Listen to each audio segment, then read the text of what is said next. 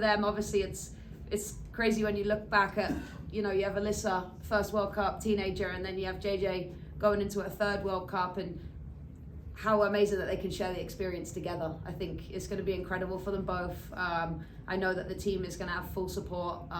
It's going to be a really exciting time. We obviously have a couple of other players going as well, so I'm sure there's going to be a competitive lunch and dining table, and we'll be watching the games back, and really excited for all of them. A chance for Alyssa to play on the biggest stage. She deserves it. She's, not took a risk, but she's gone straight from high school into the pro game, and you never know what that's going to look like, but she grabbed it with two hands and has embraced it. And then what a story for JJ, coming back from having a baby. She's 90 minutes fit again. She's back to who, we all know she can be, and she's going to be a huge influential role on and off the field for the US. I think when I first set out this time last week, I said we need to go game by game, and it's really important that you go game by game. Of course, there's a piece in the back of your mind where you have to look ahead a little bit, especially with the international break coming up and players leaving, and that it changes everybody's team over the next week, because there's different pieces that are going to be moving for everybody. But I think for us, it's how can we perform to the best that we can every single game.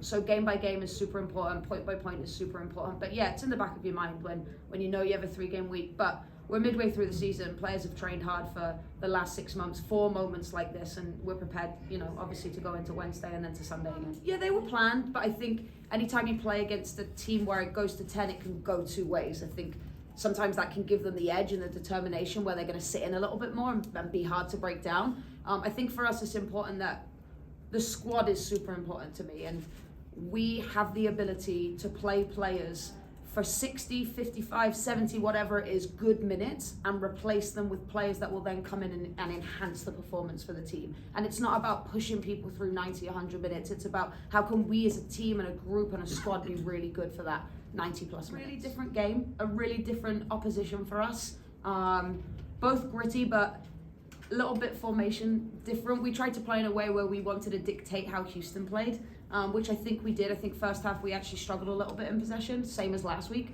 But I think, with the team, they're able to take on information and make adjustments to that. I think once we started again to get the ball wide and create overloads in wide areas, we were much better.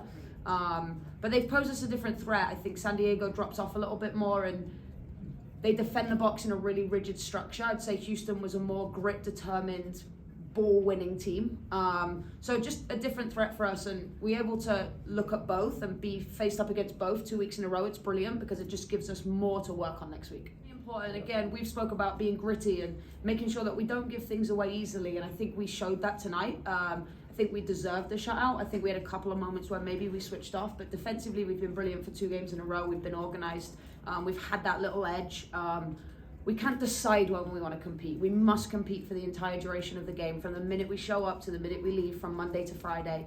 And I think we're getting there. We just have to keep continuing to push. They're just a really gritty team, hard to break down, pride themselves defensively.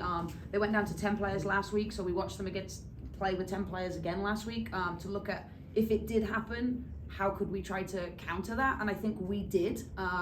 It's just that end product piece for us. And once that clicks, I think we're in a good spot, but we just have to keep growing. We have to keep picking up points, really important for us. But I do think there's another level to keep us pushing on, and we're not happy with this point. And I'm not sure you're ever happy with the performance as a coach very often. But for us to continue to grow, we have to keep pushing through these moments and dealing with different things that happen during games.